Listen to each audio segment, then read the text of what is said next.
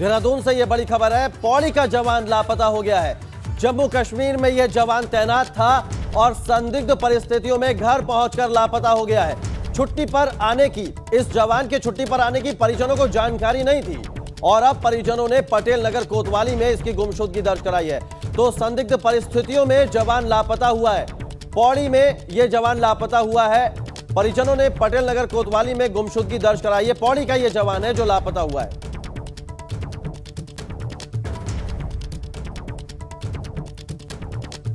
और ज्यादा जानकारी के साथ हमारे संवाददाता रवि केंदुरा हमारे साथ जुड़ गए। रवि, ये जवान कौन है, क्या नाम है इसका और क्या अब पुलिस की प्राथमिक जांच में बात निकलकर सामने आ पा रही है? कौशल, जो देखिए अभी तक की जानकारी है वो ये है कि 7 फरवरी को जो पौड़ी का रहने वाला एक जवान था वो जो है लापता हुआ है और ये जानकारी जो है बाद में मिली है परिजनों को कि वो घर नहीं पहुंचा। इसके बाद ही पटेल नगर थाने में ये गुमशुदगी की रिपोर्ट दर्ज कराई गई है और लगातार इस पर जो है कोशिश की जा रही है कि जवान का कुछ पता लग सके। इसके लिए पुलिस लगातार CCTV फुटेज भी जो है एकत्रित कर रही है और ये कोशिश की जा रही है कि जवान आखिर जो है कहाँ लापता हुआ है। फिलहाल जो अभी तक की जानकारी है ये पता चला है कि ISBT तक जो है जो पौड़ी का जवान है वो पहुंचा था, लेकिन उसके बाद जो है उसका अभी तक कोई पता नहीं है। इसमें जो है पुलिस लगातार कोशिश कर रही है कि ये अधिकारियों से भी इस बाबत बातचीत हो रही है पुलिस की। जी देखिए, पहले परिजनों को जानकारी ये नहीं थी कि वो घर लौट रहे हैं, लेकिन जब सेना के अधिकारियों से बात हुई तो ये मालूम हुआ कि 7 फरवरी को देहरादून आए थे और उसके बाद से जो है वो घर नहीं पहुंचे, जिसके बाद ही परिजन जो है देहरादून पहुंचे और पटेल नगर थाने में उन्होंने गुमशुदगी की रिपोर्ट दर्ज कराई है। जी चलिए, आप बने रहिएगा रवि। इस तमाम जानकारी के लिए बहुत शुक्रिया। आगे भी आपसे अपडेट लेंगे खबरों पर। तो ये जवान पौड़ी का जवान है जो लापता हुआ है। जम्मू कश्मीर में ये जवान तैनात था और 7 फरवरी से लापता बताया जा रहा है। परिवार वालों को इस जवान के छुट्टी पर आने की जानकारी नहीं थी और इसके बाद अब परिजनों ने पटेल नगर कोतवाली में गुमशुदगी दर्ज कराई है। पुलिस इस जवान की तलाश में जुट गई है।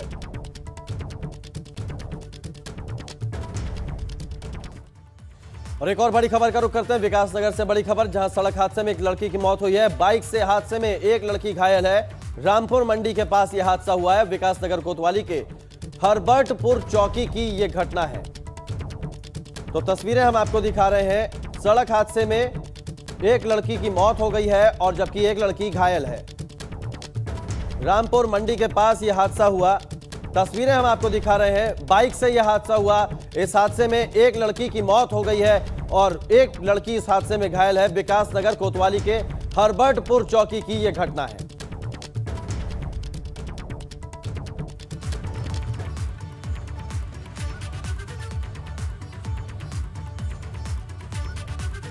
और अब बात आपदा की कर लेते हैं। चमोली में बरामद हुए हैं 2 और शव। बैराज साइट में मलबे के अंदर से 2 शव और बरामद हुए और इस तरह से शनिवार को कुल 5 शव बरामद हुए। NTPC तपोवन बैराज साइट से ये शव मिले। अब तक कुल 67 लोगों के अलग अलग जगह से शव मिल चुके हैं। इससे पहले शनिवार को जिलाधिकारी ने बैराज साइट पर अतिरिक्त एक्सावेटर मशीन लगवाकर काम शुरू करवाया था। तो चमोली में 2 और शव बरामद हुए हैं। अब तक कुल 67 शव बरामद हो चुके हैं।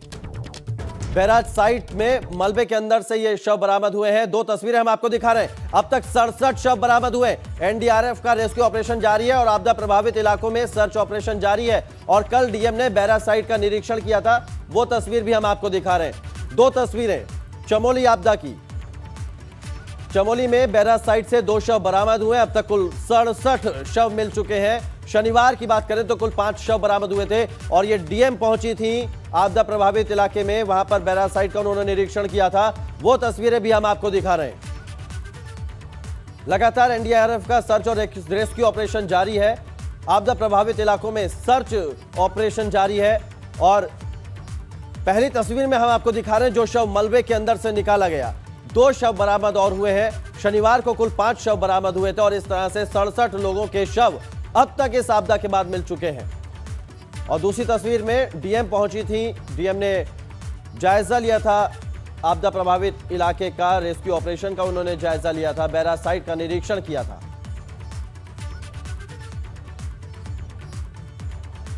तो चमोली में 2 शव और बरामद हो गए हैं। 7 फरवरी को ग्लेशियर फटने से यह आपदा आई। ऋषिगंगा नदी का जलस्तर एकदम से बढ़ा और उसके बाद जो आपदा थी, उसने सबको झकझोर कर रख दिया।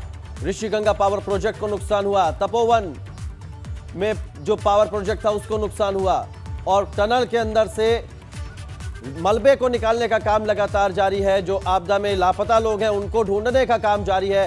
एनडीआरएफ और एसडीआरएफ के जवान लगातार बने हुए हैं, लगातार सर्च ऑपरेशन में जुटे हुए हैं। रंजीत हमारे संवाददाता ज्यादा जानकारी के साथ जुड़ गए। रंजीत, 2 शव और बरामद हुए, अब तक कुल 67 लोगों के शव बरामद हो चुके हैं। क्या अभी और भी उम्मीद है कि कुछ और शव बरामद हो सकते हैं टनल के अंदर से या अलग अलग जगहों से? जी, आपको बता दो कि एनडीआरएफ की टीम लगातार वहां पर लगी हुई है और ये कोशिश की जा रही है, जो स्थानीय लोग हैं उनके मदद से जानने की कोशिश की जा रही है कि कहां पर ये शव हो सकता है, और स्थानीय लोगों के सहयोग से यहाँ पर एनडीआरएफ जो है अपनी रेस्क्यू अभियान चला रही है। और पूरा चलिए, बहुत शुक्रिया रंजीत, आप नजर बनाए रखिएगा। तो 2 शव और बरामद हुए और रेस्क्यू ऑपरेशन लगातार जारी है, सर्च ऑपरेशन लगातार जारी है। अल्मोड़ा में पुलिस के हाथ एक बड़ी कामयाबी लगी है। 700 ग्राम चरस के साथ एक युवक को गिरफ्तार किया गया है और इस चरस की कीमत 70,000 रुपए बताई जा रही है। गिरफ्तार युवक नैनीताल के मैनतोली का निवासी है।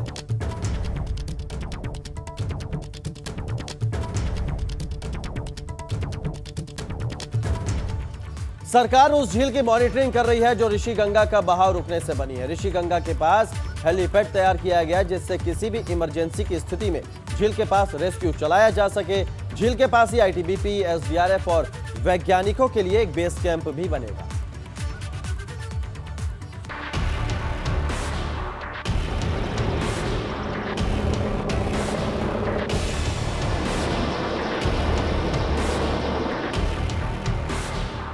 जोशीमठ में आई आपदा में लापता लोगों के लिए एक तरफ हमारे देश के जवान दिन रात सर्च ऑपरेशन चला रहे हैं, तो वहीं दूसरी तरफ एक और टीम है जो विषम परिस्थितियों में मोर्चा संभाले हुए है।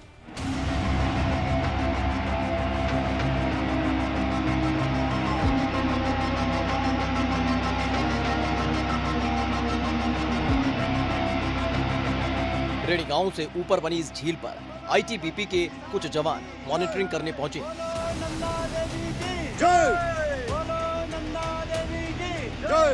आईटीबीपी की एक टीम ठीक उसी स्थान पर पहुंची है जहां एक झील बनी है। झील के सामने हूँ और ये दलदल है, इसमें पाँव रखते हम धंस रहे हैं, इसलिए मैं ये जो पेड़ कटे इनके ऊपर खड़ा हूँ। ये आप मेरे पीछे पूरा झील दिख रहा है जिसकी चौड़ाई लगभग 200 से 250 मीटर हो सकती है। टीम ने आसपास के इलाके का निरीक्षण किया। इसके साथ ही आईटीबीपी इस इलाके में एक हेलीपैड भी तैयार कर रही है। जवानों ने मुरंडा में बेस कैंप बनाया है। डीआरडीओ के अधिकारी भी आईटीबीपी के साथ हैं। आईटीबीपी के जवान उस इलाके में भी पहुंचे जहां पर 7 फरवरी के दिन ग्लेशियर टूटा था। ये हमारे हिंदी के झील के मुहाने में थोड़ा पानी का बहाव को जो रुका हुआ है, जो मलबा को साफ करते हुए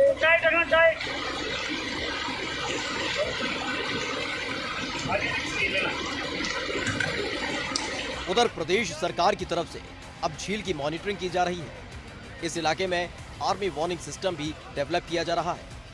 अभी हम लोगों ने स्टेट की ओर से भी हमने इसके लिए कुछ एक कमेटी बनाई है।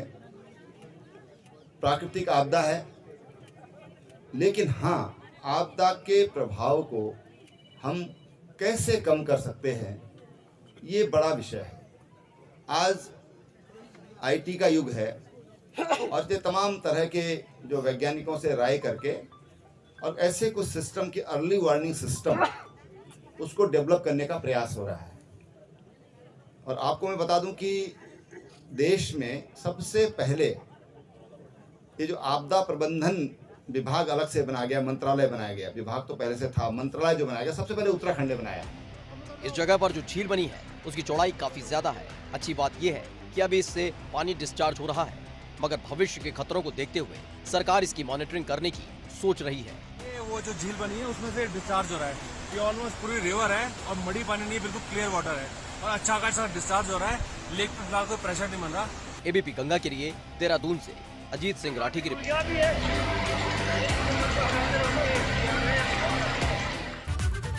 और इसी बीच बड़ी खबर का रुख कर लेते हैं देहरादून से। बड़ी खबर, आज प्रदेश में पुलिस रैंकर्स परीक्षा है और 21,000 से ज्यादा अभ्यर्थी इस परीक्षा में शामिल हो रहे हैं। 2 पालियों में यह परीक्षा आयोजित की जाएगी। 996 पदों के लिए परीक्षा का आयोजन है और परीक्षा पर रोक लगाने से हाईकोर्ट ने इनकार कर दिया, जिसके बाद आज ये पुलिस रैंकर्स की परीक्षा का आयोजन किया गया है। सीधे रुक करते हैं देहरादून से हमारे संवाददाता रवि केंतुरा का।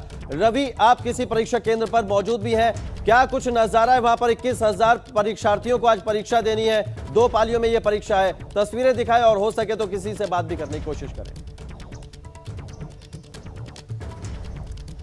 कौशल, देखिए ठीक 20 मिनट बाद ये परीक्षा शुरू हो जाएगी। ये पहली पाली की परीक्षा है जो 10 बजे से 12 बजे तक चलेगी। मैं एक परीक्षा केंद्र में हूँ जो डीएवी महाविद्यालय में परीक्षा केंद्र बनाया गया है और इससे ठीक क्योंकि परीक्षा शुरू होने वाली है, ऐसे में गेट बंद कर चुके हैं और जितने भी जो परीक्षार्थी हैं जो यहाँ पर परीक्षा देने पहुँचे हैं वो अभी भीतर जा चुके हैं, अपने अपने स्थानों पर वो पहुँच चुके हैं। पूरी चेकिंग के साथ, पूरी एहतियात के साथ जो है इन परीक्षाओं को कराया जा रहा है। उत्तराखंड अधीनस्थ सेवा चयन आयोग के द्वारा ये परीक्षाएं कराई जा रही हैं। सबसे महत्वपूर्ण है कि जिस तरीके से इन परीक्षाओं पर रोक लगी हुई थी और जो है इस रोक को हटाया गया है, तो एक अच्छी बात है, पुलिस मुख्यालय के लिए खुशी की बात है। और करीब 21,000 अभ्यर्थी हैं जो इस परीक्षा में शामिल होंगे। 996 जो है पद हैं वो इसमें जो है रखे गए हैं। इसके साथ ही अगर हम बात करें तो पूरे उत्तराखंड में 34 केंद्र बनाए गए हैं, जिसमें देहरादून, हरिद्वार, उधम सिंह नगर, अल्मोड़ा, पिथौरागढ़, श्रीनगर और टिहरी जिलों में 34 परीक्षा केंद्र बनाए गए हैं। अकेले देहरादून की हम बात करें तो 7 परीक्षा केंद्र यहाँ पर हैं और जो भी परीक्षाएं जिस भी कक्ष में हो रही हैं वहाँ पर 2-2 CCTV कैमरे लगाए गए हैं। इसके साथ ही बाहर की बात करें तो पुलिस की सुरक्षा में पूरे पहरे में ये परीक्षाएं जो है संचालित की जा रही हैं और ऐसे में क्योंकि लंबे समय से इंतजार था कि परीक्षाएं होंगी और तय तिथि 21 फरवरी थी, जो कि तय तिथि पर ये परीक्षाएं हो रही हैं। तमाम परीक्षार्थी यहां पर पहुंचे हैं। 2 पाली में परीक्षाएं हैं। पहली जो पाली है वो 10 से 12 बजे तक और दूसरी जो है 2 से 4 बजे तक दूसरी पाली में ये परीक्षाएं दी जाएंगी। बिल्कुल रवि, बहुत शुक्रिया आपका इस तमाम जानकारी के लिए। आप बने रहिएगा, आगे भी खबर पर आपसे अपडेट लेंगे। तो 2 पालियों में ये परीक्षा है पुलिस रैंकर्स की और पहली पारी की परीक्षा 10 बजे से शुरू होगी। अभ्यर्थी पहुंच चुके हैं परीक्षा केंद्रों तक। आगे बढ़ते हैं, रुक करते हैं एक और बड़ी खबर का। आज मुख्यमंत्री त्रिवेंद्र सिंह रावत की ताबड़तोड़ बैठकें हैं। इलेक्शन मोड में है मुख्यमंत्री त्रिवेंद्र सिंह रावत और इसीलिए उनकी लगातार बैठकें हैं। विधानसभावार कामों की समीक्षा कर रहे हैं मुख्यमंत्री। अधूरे पड़े कामों में तेजी लाने के लिए अधिकारियों को उन्होंने निर्देश दिए हैं। नैनीताल, अल्मोड़ा, टिहरी की जो योजनाएं हैं उनकी समीक्षा मुख्यमंत्री कर चुके हैं। विधानसभा में की गई घोषणाओं की वो समीक्षा कर चुके हैं। जनप्रतिनिधियों के साथ भी मुख्यमंत्री की कई बैठकें हैं। तो काफी बिजी शेड्यूल है और रवि हमारे साथ, हमारे संवाददाता बने हुए हैं। रवि, आज मुख्यमंत्री का काफी बिजी शेड्यूल है, कई बैठकें भी हैं, जनप्रतिनिधियों के साथ भी हैं, अधिकारियों के साथ समीक्षा बैठक है। इलेक्शन मोड में है मुख्यमंत्री। रायपुर विधानसभा में शिलान्यास और लोकार्पण का भी कार्यक्रम है। क्या कुछ तैयारियां हैं इन मुख्यमंत्री के इन सारे कार्यक्रमों की?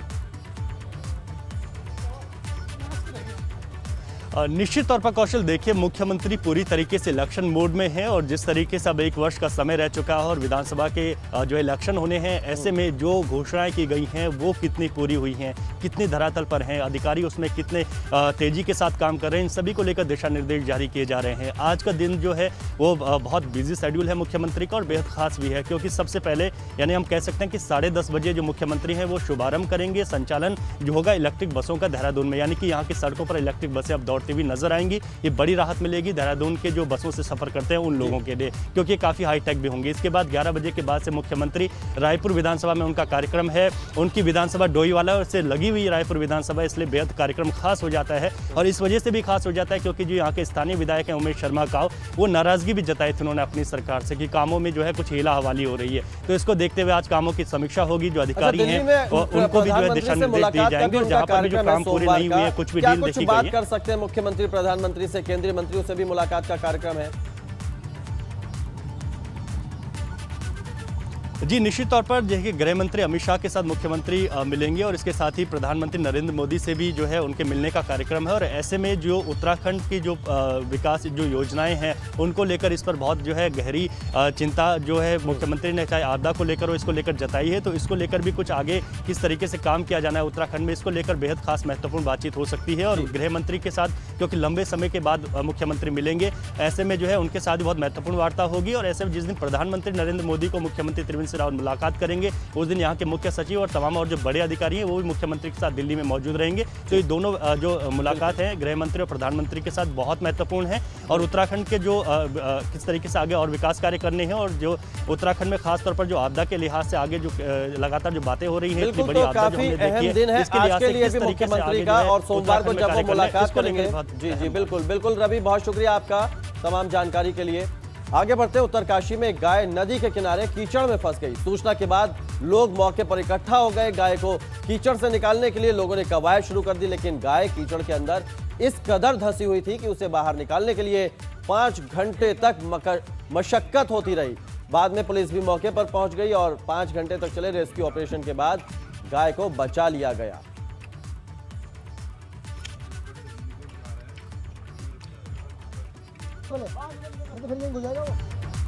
काशीपुर के एलडी भट्ट राजकीय चिकित्सालय में शुक्रवार रात लगी आग को लेकर सीएमओ ने मौके का निरीक्षण किया। इस दौरान उन्होंने आग के कारणों की जांच के लिए एक कमेटी बनाने की बात कही। उन्होंने कहा कि आग में जो सामान जला है वो किसी निजी कंपनी की तरफ से अस्पताल को डोनेट किया गया था। मामले की जांच के लिए सीएमएस की अध्यक्षता में कमेटी गठित की गई है, जो 15 दिनों में रिपोर्ट देगी। निरीक्षण करने के बाद जो सामान हमारे पास ये कल बिंदु खत्ता के कोई फैक्ट्री ने दान में दिया था, उसके लिए हमने जांच के आदेश बना दिए हैं, जिससे 5 सदस्यीय दल होगा। 3 डॉक्टर्स होंगे, एक चीफ फार्मासिस्ट होगा, एक मेट्रो, ताकि उसमें जो भी कर्मचारी उनके सबके बयान लिए जाएंगे। और साथ में ये भी कह दिया गया है कि जितने भी आपके टीवी लगे हैं, चाहे वो हॉस्पिटल में लगे हैं या वो कैंपस में लगे हैं, उन सभी को सेव कर लिया जाए।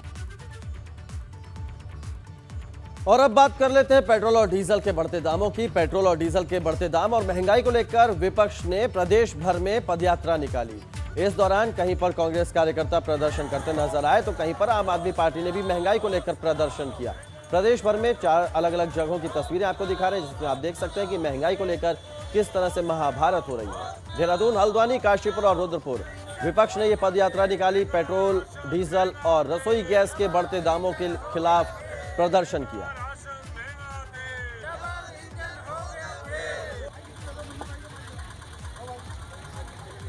हरिद्वार कुंभ से जुड़ी बड़ी खबर आपको बता दें, कुंभ में साधु संतों के लिए इस बार टेंट नहीं लगेंगे।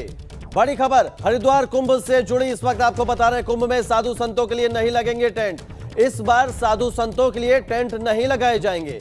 संत अपने अखाड़ों से ही शाही स्नान के लिए जाएंगे। मेला अधिकारी दीपक रावत ने यह स्थिति स्पष्ट कर दी है। कोरोना को देखते हुए मेला प्रशासन ने यह फैसला लिया है। अब जो टेंट है साधु संतों के लिए वो नहीं लगेंगे। अपने अखाड़ों से सीधे निकलकर शाही स्नान के लिए जाएंगे साधु संत। बड़ी खबर आपको बता रहे हैं, कोरोना के चलते ये फैसला लिया गया है। मेला अधिकारी दीपक रावत ने ये स्थिति इसको लेकर स्पष्ट कर दी है।